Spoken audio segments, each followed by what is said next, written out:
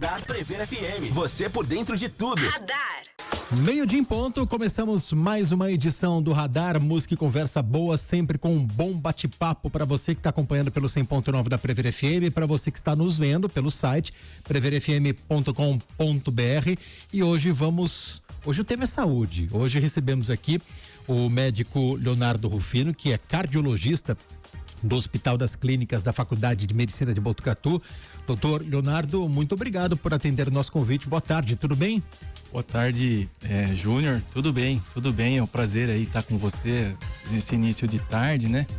E um abraço aí para toda a audiência aí. Boa tarde. Legal. Você sabe que eu comentava ontem, com quem que eu comentei aqui dentro da rádio, né? E a resposta foi, então amanhã assuntos do coração. Literalmente, né? Literalmente. Vamos falar então daqui a pouco. Tem uma galera que está infartando mais cedo, então a gente vai bater neste assunto e outros também que surgirem. De repente, se você tem dúvida, pode mandar para cá também no 3440-1009. Este é o Radar na Prever FM, música e conversa boa. Radar Prever FM. 12:04, esse é o Radar, música e conversa boa, todos os dias um bom bate-papo para você. Hoje recebendo aqui no estúdio da Prever FM o doutor Leonardo Rufino, médico cardiologista, também cirurgião do Hospital das Clínicas da Faculdade de Medicina de Botucatu. E a gente estava batendo um papo fora do ar, né, doutor Leonardo, sobre uma galera que está infartando mais cedo, né? Antigamente existia, eu não vou dizer que existia uma faixa etária pré-definida, né, mas a figura, o modelo era daquela pessoa mais velha, né? E hoje em dia tem um pessoal infartando mais cedo, infelizmente, né? Você tem razão, Júnior, né? Ela ainda é uma doença, né? O infarto do miocárdio ainda é uma doença que predomina nessa faixa etária acima dos 50 anos, né? Mas hoje é uma tendência não só no Brasil, como no mundo, né? Esse aumento do número de casos de infarto do coração em pacientes abaixo aí dos 40 anos. E tem uma explicação? Na verdade, são várias explicações, né?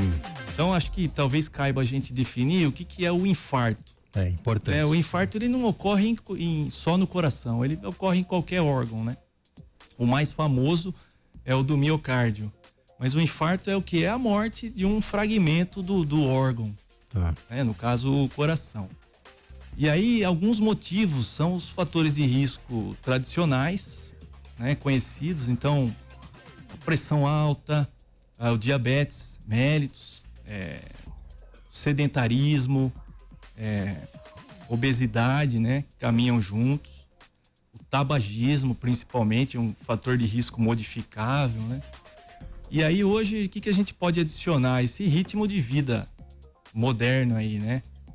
Então, dorme-se pouco, demora-se para desligar, uso constante de telas, aquela pressão por resultado no trabalho, né? Tudo tem que ser para ontem, né? E alguns outros fatores que podem explicar também, né? O uso de cigarro eletrônico, né? Que entra aí no tabagismo, hoje um hábito bem disseminado, né? Tem os sabores, né? Tudo, mas ele é tão ou mais nocivo do que o cigarro convencional, né? Em alguns casos até o uso de esteroides anabolizantes sem prescrição médica, né? Sem indicação médica. Então é uma conjunção de fatores, né? E nesse dia a dia moderno que a gente vive, né? Com essas novas, com esses novos empecilhos, né? Então tem o cigarro eletrônico, é o vape, né? Eu não sei nem o nome direito. Eu acho que eu também não. O famoso pendrive, né? Se fosse bom, ele não seria vendido no mercado paralelo, né? Ele não tinha a sua venda proibida, oficialmente falando, né? Sim. Quais são as substâncias que potencializam, substâncias encontradas no cigarro e também no cigarro eletrônico que potencializam uma situação de infarto do miocárdio? A principal, né, e mais responsável mesmo é a nicotina, né? Que ela exerce um efeito, é uma droga altamente dependógena, né? Que causa dependência e ela lesa a vasculatura pulmonar e cardiovascular. Então causa vasoconstrição principalmente e ela lesa, né, o endotélio. O que é o endotélio? É a superfície de contato do sangue com o vaso dentro dele, na luz dele, né? Além de outras substâncias encontradas, né, que tem muitas substâncias encontradas aí em menor ou maior quantidade que são lesivas também, né? Para a saúde cardiovascular como um todo. No caso, o que os estudos indicam, né? É um fumante de longa data ou não importa o tempo em que ele tenha contato com a nicotina? O tempo fala muito a favor, né? Então lá a gente usa, né, a quantidade em anos maço, né? Quantos maços ele fuma por quanto tempo, né? Então isso é graduado, né? Mas claro, isso varia muito de paciente para paciente, né? A gente observa lá, ele nunca fumou e infartou, né? Ou ele fumou a vida toda, nunca teve nada. Na verdade, essas são as laterais das curvas da distribuição aí, né? Estatística, né? Então são exceções, na verdade, né? Eu já vi caso de... É que assim, quem é leigo, né? Ele não fumava, ele era atleta, né? Ele morreu pedalando, ele morreu lutando judô, ele morreu correndo, né? Há casos em que a pessoa tem uma vida teoricamente saudável, né? Sim. Mas aí entram outros fatores. Tem um fator importante que eu não mencionei, né? Mas é o fator genético. Ali tem no infarto também? Então, qual que é o principal fator genético palpável, né? Que a gente encontra é aquele paciente que tem um familiar que sofreu um infarto com idade jovem. Então, se for homem, abaixo dos 55, 50 anos e mulher abaixo dos 65 anos, né? Que são faixas etárias que o infarto, assim, não é para ser tão comum, né? Então, esse é um antecedente familiar. Isso é importante aí pro paciente. Pouco se fala, né, da predisposição genética pro infarto, né? Pouco se fala. Porque é um dos menores fatores ou não? De menor incidência? Eu não sei te falar o peso exatamente, mas é um dado que a gente leva muito em consideração aí quando o paciente fala, por exemplo, meu pai infartou com 45 anos, por exemplo. Então, esse paciente, essa pessoa, ela vai se beneficiar, né, de mudanças do estilo de vida, iniciar um check-up um pouco mais cedo, né, abandonar hábitos. Essa predisposição genética, ela existe mesmo quando o filho, por exemplo, o neto, o sobrinho, ele não tem uma condição que prejudicasse a saúde como a do pai, por exemplo? Então vamos lá, o pai fumou dos 20 aos 40, infartou aos 45, mas o filho não fuma. Como é que funciona essa relação daí? Ele tem o risco dele, né, em comparação com outros pacientes, o risco dele é um pouco maior. Tá. Com um familiar de primeiro grau que teve um infarto numa idade mais precoce, né? Então a gente usa esse corte, né? 55 anos, 50 anos para os homens e 65 para as mulheres, né? Então quem está ouvindo a gente agora e procura saber, faz uma pesquisa na família, né? Sabe que o pai infartou, pergunta qual foi a idade que o pai infartou, né? Se infartou até os 45, vai fazer check-up que ele pode ter. Preste atenção e mude alguns hábitos, né? Por que mulher infarta menos? Ou pelo menos a gente tem menos informação de que mulher infarta? Isso é uma pergunta boa, viu, Júnior, né? A mulher, né, até ela entrar na menopausa, ela tem uma certa proteção desses vasos, né, do coração e da saúde cardiovascular como um todo, devido ao estrógeno, né? A atuação desse hormônio feminino, que de certa forma é protetor contra esses eventos cardiovasculares. Tá. E aí depois da menopausa, esse risco ele chega a se comparar com o do homem, né? Então é por isso que ela infarta menos. Mas assim, a mulher quando infarta, né? Isso a gente vê, ela tem uma tendência a ter sintomas não tão evidentes de um infarto agudo. Tá? E ela acaba procurando o atendimento de forma geral, procura o atendimento médico de forma mais atrasada, o que acaba prejudicando até o tratamento. E isso, vários estudos mostram, né? Isso reflete na gravidade. Então, de forma geral, a mulher, quando infarta, né? Ela tem uma morbimortalidade um pouco maior. Os sintomas são diferentes ou só a forma como eles se apresentam? Fica mais mascarado, então, do que no homem? Fica um pouco mais mascarado e eles podem ser, assim, não tão evidentes, né? Então não é aquela dor do infarto, né? Mas assim, pode ser um mal-estar, uma dor assim na boca do estômago, um cansaço para respirar, uma falta de ar, né? Isso acontece também nos idosos, nos diabéticos, que eles não têm aquela apresentação clara, né? Tá. Isso é uma dor torácica típica que a gente fala de infarto agudo do miocárdio, né? No caso da mulher, então, ela também tem a questão genética, né? A predisposição Também. genética, igual ao homem. Também vale. Ou alguém tá no topo dessa Eu não lista sei- da Eu predisposição. não sei te dar essa resposta, né? Mas para mulher tem um certo peso também. Tá. Dos casos que vocês atendem no Hospital das Clínicas ou até mesmo na Unimed, a cada 10 pacientes, qual que é a incidência da mulher aí nessa estatística? A grosso modo falando. Grosso modo, né? é uns 20%. 20%, bem Talvez. pouco, né? Grosseiramente, né? Mesmo nas cirurgias, né, que a gente faz lá, as mulheres são a minoria, né? Mas tem uma certa participação. Quando a gente tem aquele velho dito popular, morreu dormindo, né? Com um idoso é muito comum isso daí. É porque teve alguma incidência do infarto ali, provavelmente? Nem sempre, viu, Júnior? Isso aí é massificado na população, né? Mas nem toda causa de morte súbita, ela se deve a um infarto, né? Tá. A gente tem outras causas aí potencialmente fatais, né? O mesmo acidente vascular cerebral é uma causa de morte súbita. Uma causa cardíaca que não infarto é uma arritmia. O paciente a não arritmia sabia. mata também. Opa, mata também.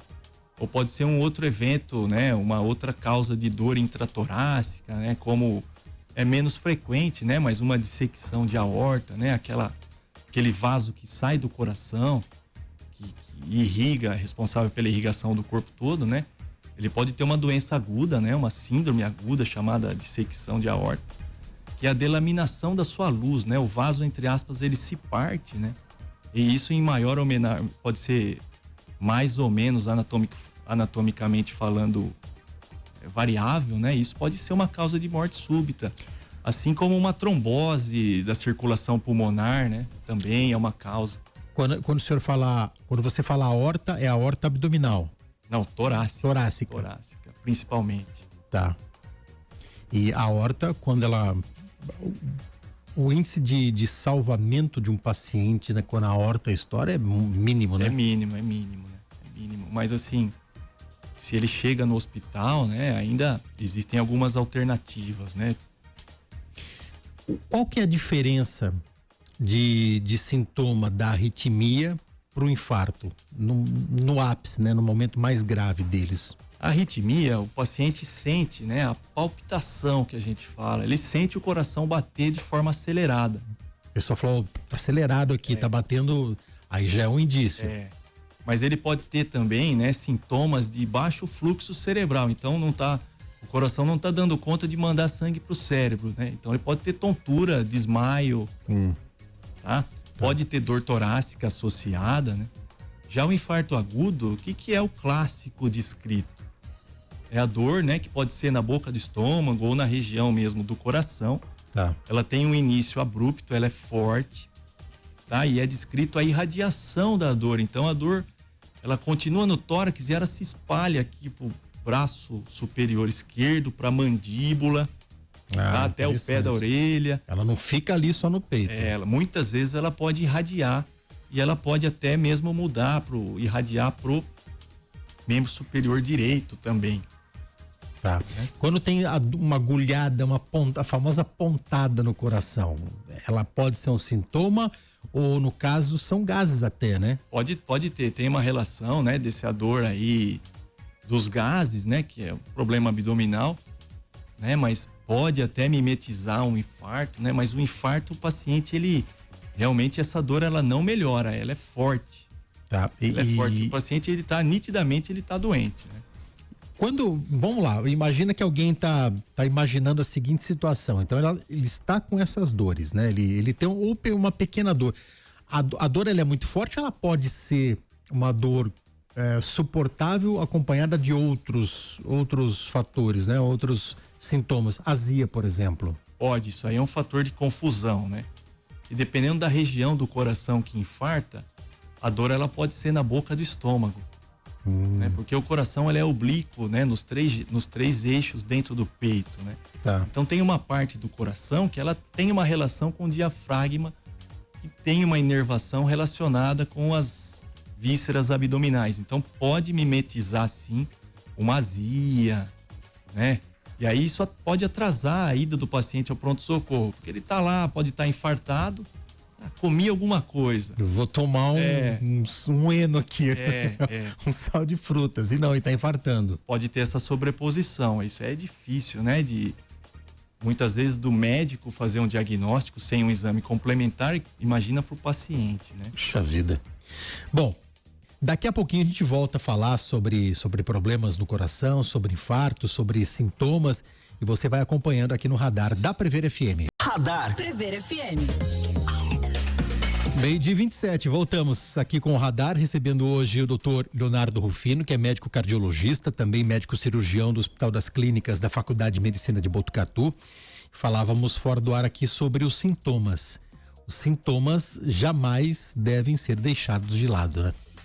Até por quem atende, né? Até por quem recebe o paciente, né? Sim, é importante esse aspecto, né? Porque de forma geral a gente aprende, né, que toda dor torácica, né, num cenário de emergência, ela pode contemplar diagnósticos simples, né, desde um herpes que vai aparecer e já começa a doer antes de aparecerem as lesões, até diagnósticos potencialmente catastróficos aí, como o infarto agudo do miocárdio.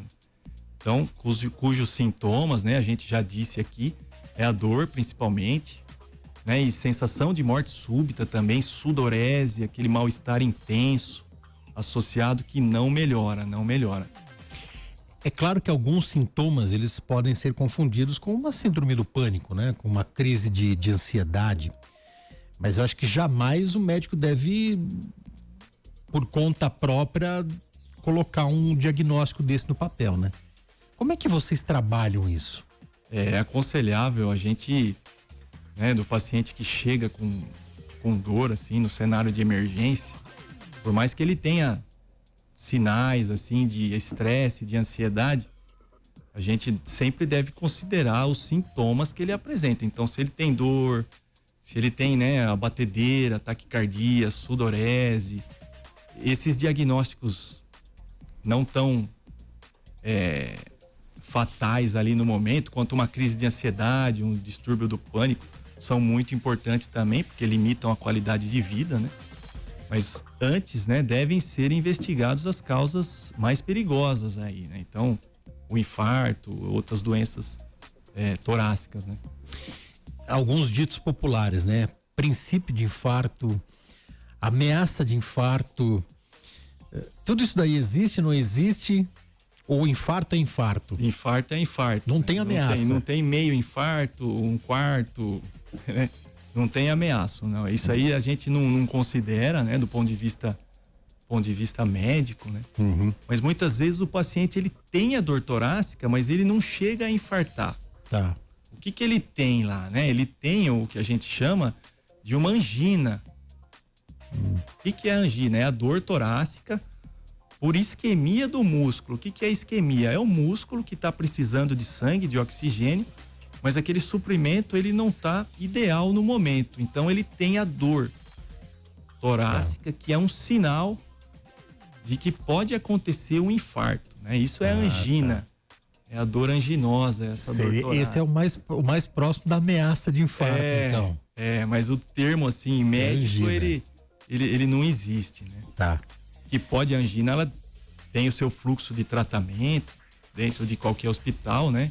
E pode evoluir para o infarto se não houver o tratamento a contento, né? Num cenário de angina, pergunta de leigo, tá? Num cenário de angina, esses sintomas eles podem regredir se não tiver atendimento? Imagina na antiguidade, né? O pessoal infartava do mesmo jeito, né? Sim. Ele pode regredir se for uma lesão crônica, né? Que tem aqueles pacientes que tem aquela dor torácica crônica, que é a anginosa, que é essa dor do coração que não está recebendo o aporte de sangue, de oxigênio necessário. Ela pode melhorar quando? Quando o paciente entra em repouso. Então, entra em repouso, diminui o gasto metabólico, o gasto energético, a demanda sobre esse coração, E aí essa dor melhora. Tá. Né? Mas isso não é um infarto, tá dentro do espectro, né, das doenças síndromes coronarianas, né? E é isso. No caso, quais são as diferenças básicas entre o infarto e a... Não fugiu o termo, a gente estava falando agora há pouco no intervalo, a Arritmia? Arritmia.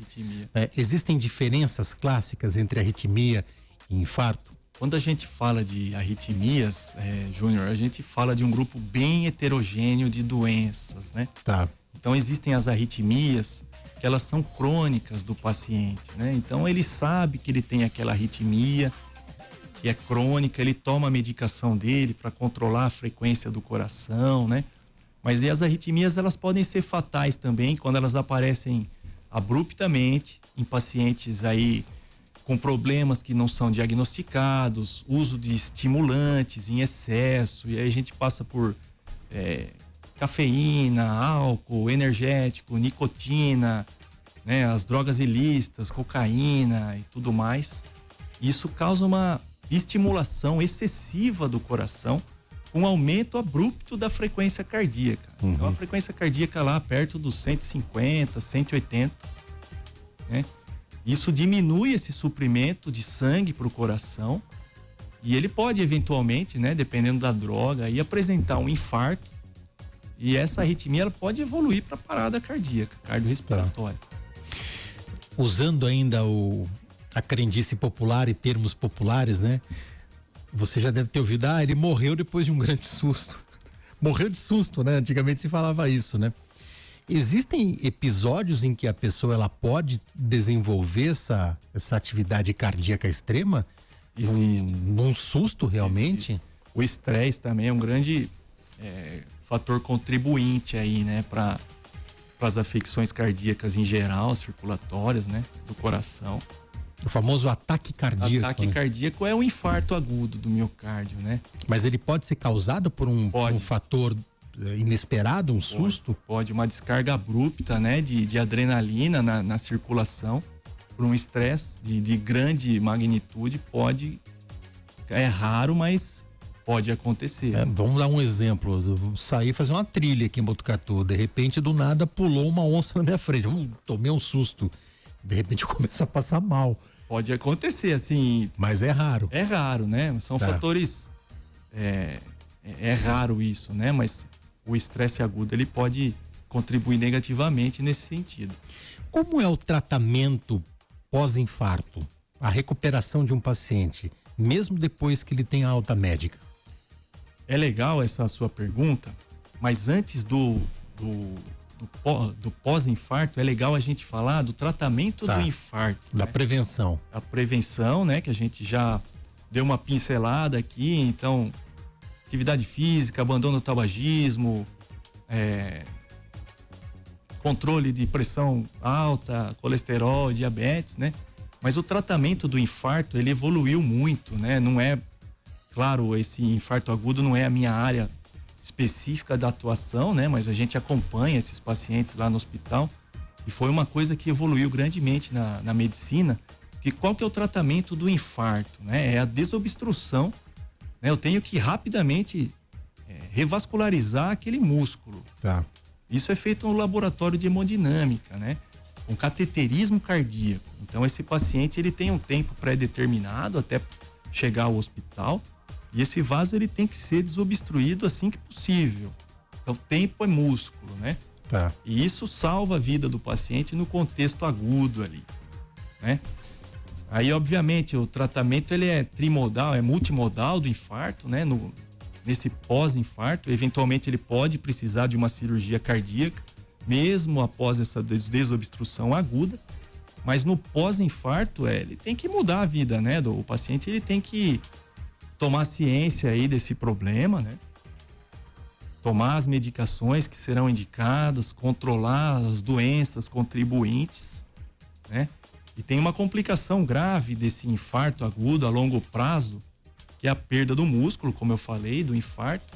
E esse coração ele pode ficar insuficiente com o passar do tempo, né? Isso já é uma outra doença que contribui bastante também para a mortalidade no Brasil, que é a insuficiência cardíaca.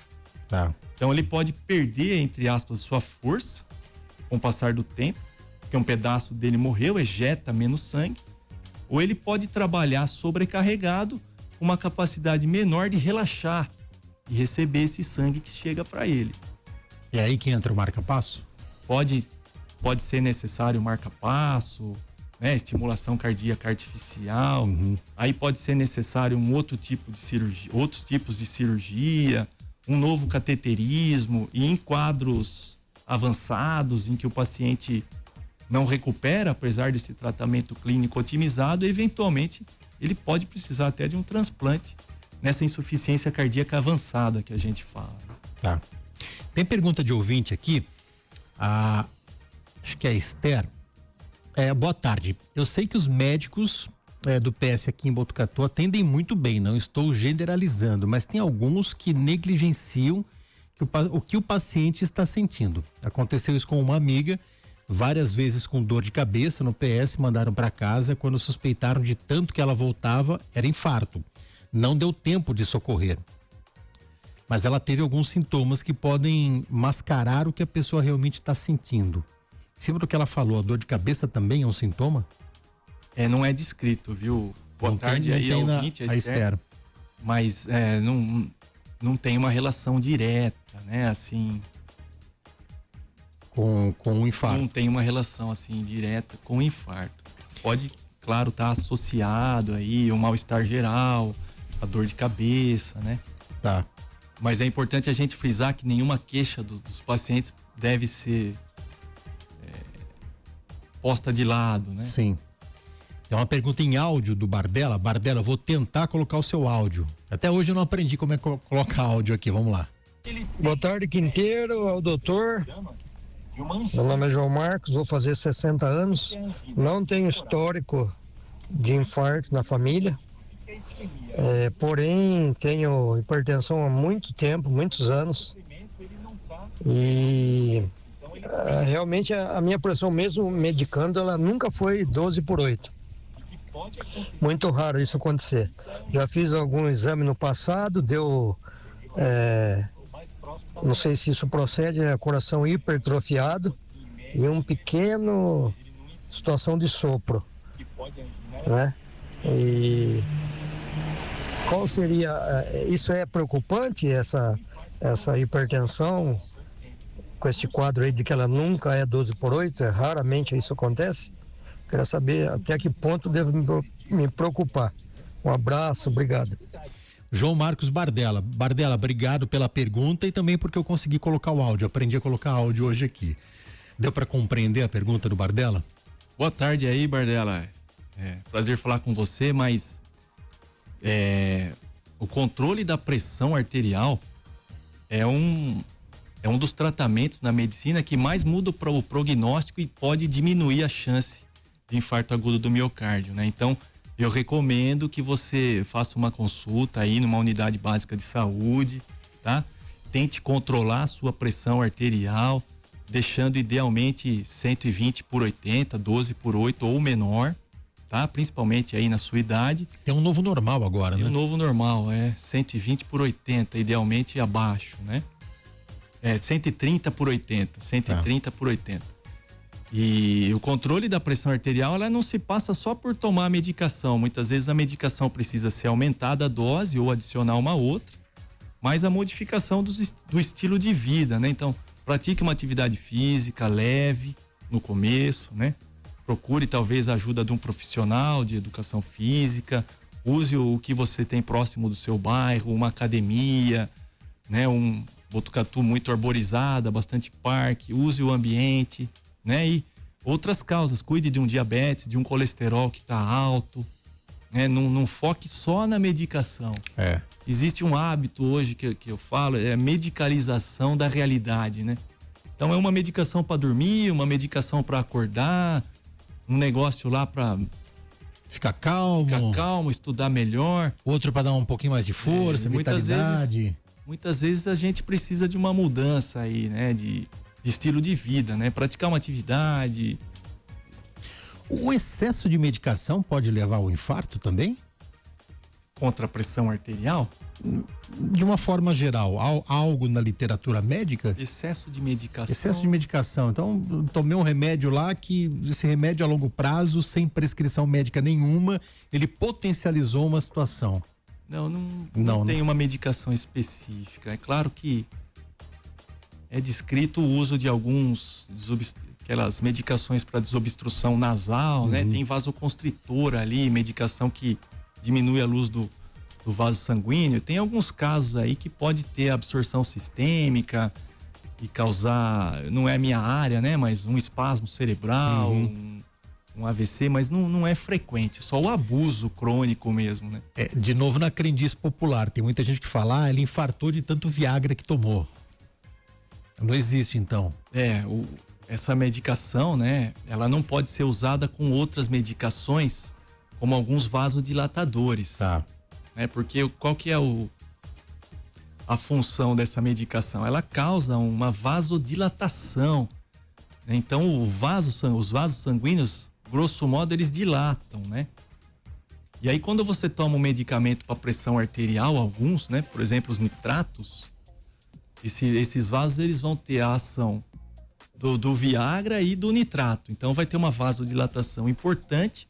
Então você vai ter muito continente e pouco conteúdo dentro do vaso. Isso pode causar um hipofluxo pro coração, pro cérebro, né? Legal. Bom, repercussão. 12:42, rápido intervalo, rápido break. Daqui a pouco a gente volta mais com o radar da Prever FM. 12:46, voltamos aqui com o radar, música e conversa boa, sempre com um bom bate-papo para você, recebendo hoje o médico cardiologista, também cirurgião, Leonardo Rufino, do Hospital das Clínicas da Faculdade de Medicina de Botucatu. Falávamos fora do ar aqui, como os antigos abusaram, né, dos fatores de risco, não é, doutor? Abusavam. Principalmente com o cigarro, né? Abusavam muito, né? A gente tava falando, né, Júnior, que a gente tende a olhar muitos os pontos positivos aí os pontos negativos do que a gente tem no Brasil, né? Mas essa legislação aí nossa, que começou no estado de São Paulo, né? O cigarro é proibido em ambientes públicos, restaurantes. Isso é uma coisa muito boa, né? Que Sim. A gente tem aqui, acabou se espalhando por todo o Brasil, né? Não pode fumar em restaurante, não pode fumar em hospital, não pode fumar... Tem uma legislação municipal, pena que ela não é bem executada, que você proíbe de fumar próximo a ponto de ônibus, por exemplo, né? Então, o Brasil, ele tem... A lei estadual, ela surgiu em 2009, né? E disciplinou, né? Foi uma lei que deu resultado, né? Disciplinou. E foi uma lei, e isso tem grande impacto em termos de saúde pública, né? Pode parecer uma coisa, o cara só não quer ser incomodado pelo cigarro. Mas isso tem impacto, assim, grande em termos de saúde pública, em economia de recursos para o SUS, né? Certamente diminuiu aí as afecções causadas pelo cigarro, né? Seguramente. O fumante passivo, ele também está nesse grupo de risco do infarto? Eu desconfio que sim, viu, Júnior? Principalmente pela quantidade, né?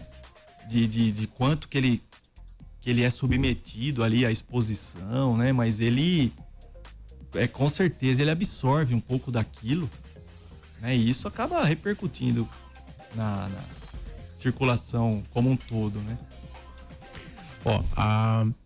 Tem uma pergunta da ouvinte aqui, uma dúvida, doutor. O uso de antidepressivo pode causar infarto, se usado por muito tempo? Eu não tenho não existe, eu acho, antidepressivo que tenha relação, viu? Com esse aumento de infarto, viu? Até porque talvez eles nem seriam prescritos hoje, né? Exato, mas eu acho que não tem essa relação direta, não. Pode continuar usando, se necessário, aí, de acordo com a recomendação médica. Há na literatura médica casos de infarto em jovens adultos ou até adolescentes? Existem, mas quando o paciente é muito jovem e apresenta um infarto agudo, o que eu quero dizer com muito jovem, né? Abaixo dos 25, 30 anos, né? A gente não vai pensar naquele infarto, é claro que é um infarto, pode ser um infarto, mas a gente não vai pensar naquelas causas mais frequentes, né? Então, acúmulo de gordura na parede dos vasos do coração, diabetes, hipertensão, a gente vai pensar em algumas malformações cardíacas, dos vasos do coração, né? Da circulação coronariana, cardíaca. Então a gente pensa nessas malformações que, em termos de saúde pública, assim, para a população em geral, elas não são tão frequentes. É raro, né? Abaixo dos 25 anos ter um infarto. Mas nessa fase também, uma causa potencial nessa fase é o abuso de substâncias ilícitas, né? Cocaína, por aí vai, né? Isso pode causar infarto nessas faixas etárias, em excesso. No caso de uma má formação, isso já é detectável desde a gestação, né? Pode ser detectado antes. Pode ser, sim. Com um ultrassom, né, da gestante, uma avaliação dessa gestante, né? Ou mesmo como que a criança nasce, um ecocardiograma ali assim que ela nasce, dependendo, mas grandes problemas, assim, eles podem ser descobertos intraútero. Ô Leonardo, falando um pouquinho do seu dia a dia, né? Você faz quantos procedimentos cirúrgicos ao dia? Às vezes 2, né? Às vezes 1, né? Mas a gente tem uma rotina bem movimentada lá no hospital lá. Em média, é claro, cada caso é diferente, né? Mas em média, quanto dura um procedimento cirúrgico no coração? Em média, ele vai durar até o paciente entrar e sair da sala operatória, ele vai durar aí de 5 a 6, 7 horas aí nas cirurgias convencionais, né? E já faz parte da tua rotina ou sempre tem aquela adrenalina quando entra no centro cirúrgico? Porque imagino que a atenção redobrada 101% do início ao fim, né? Embora sempre vocês tenham uma equipe, né? Tem uma equipe grande lá, né?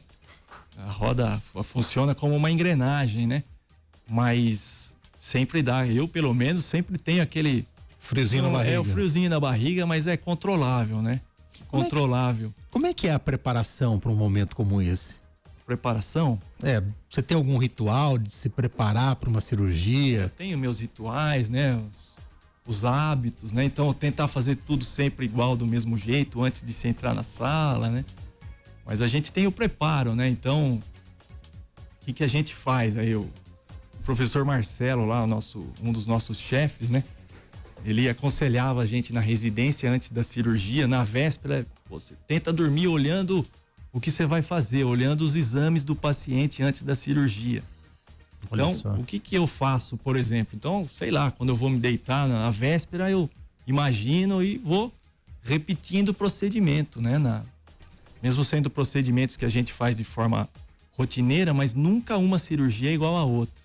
Elas têm o mesmo nome, né? O procedimento, mas nunca uma cirurgia é igual a outra. Assim, ela é igual em relação aos passos, né? Então faz isso primeiro, faz aquilo depois, mas sempre existem variações anatômicas, variações das estruturas que o paciente apresenta, né?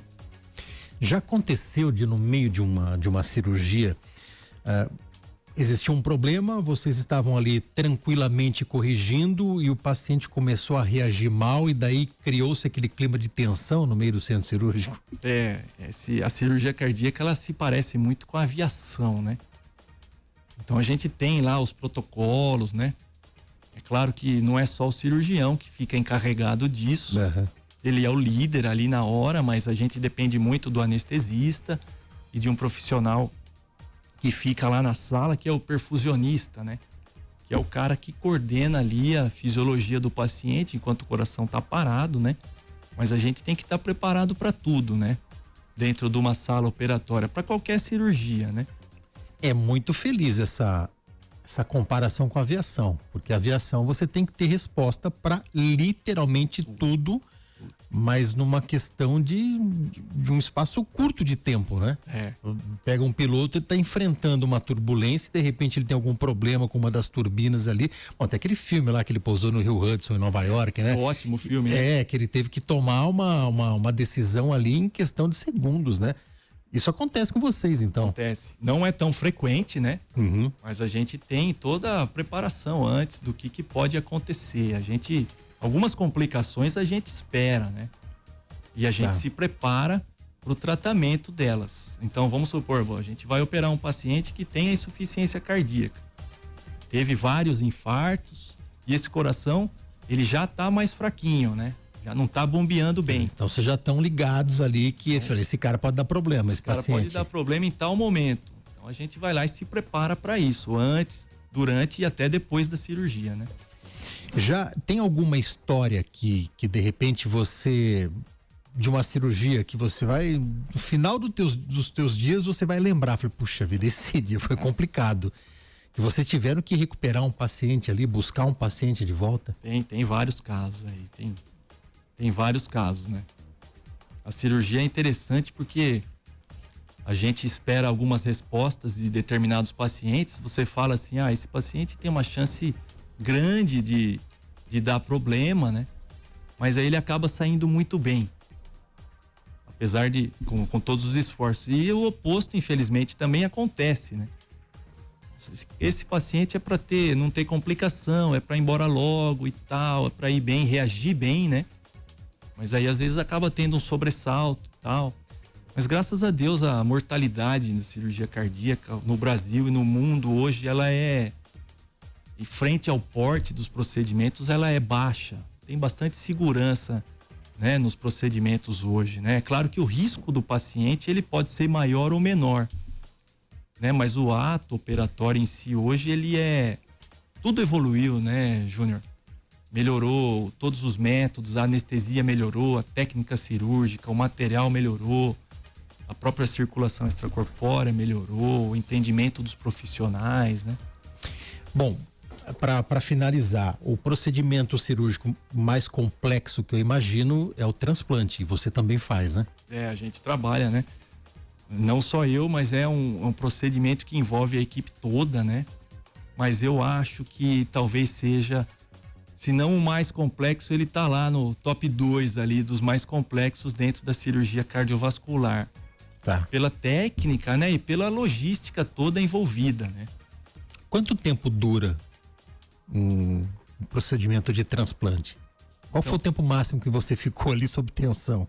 Então a gente fica em tensão, né? Isso depende muito de onde a gente vai captar o órgão, né? Então, dependendo dessa região de captação, o processo do transplante, ele acaba durando 24 horas. Tá. Né? O que é durar 24 horas? O telefone tocou, o órgão foi aceito, até a gente tá com esse paciente transplantado com o coração novo, entregando ele lá na unidade coronariana, esse processo pode levar 24 horas, dependendo de onde a gente vai captar, né? Mas o implante do órgão mesmo, ele tem suas dificuldades, suas particularidades, mas é uma cirurgia que ela não dura muito mais do que uma cirurgia que é a revascularização, que a gente faz com mais frequência, né? Acaba não durando tanto assim, né? Mais o processo mesmo envolvido, né? Você também faz a captação, vai buscar o órgão. Fazemos a captação, fazemos sim. Imagina a complexidade da operação, né? É muito complicado, porque a gente depende do apoio logístico aéreo, né? Na maioria das vezes, porque esse coração, ele tem um tempo ideal abaixo de 4 horas até voltar a bater no receptor, 4 a 6 horas, né? Então nada pode dar errado, né, Júnior? Tem o transporte em terra, e aí tem o aéreo, a volta. É uma corrida ingrata contra o tempo, né? Para qualquer transplante, viu? Para qualquer transplante é um estresse da equipe, né? Mas no fim vale muito a pena porque a realidade dos pacientes muda, né? Eu imagino a sensação de felicidade, de recompensa quando você vê alguém saindo depois da UTI, né? Com um coração novo, ou mesmo de um outro tipo de procedimento cirúrgico, né? É muito legal. Que bacana. Leonardo, obrigado pela sua presença aqui, pela aula que você deu. É isso. Participar aqui do Radar. Legal, muito obrigado aí pelo convite, tá? Um prazer conhecer você, a estrutura da rádio, Legal. O seu trabalho aí. Seja sempre bem-vindo. Obrigado, boa tarde aí pra audiência. Tá? Valeu, Leonardo, muito obrigado também. Radar Prever FM, você por dentro de tudo. Radar.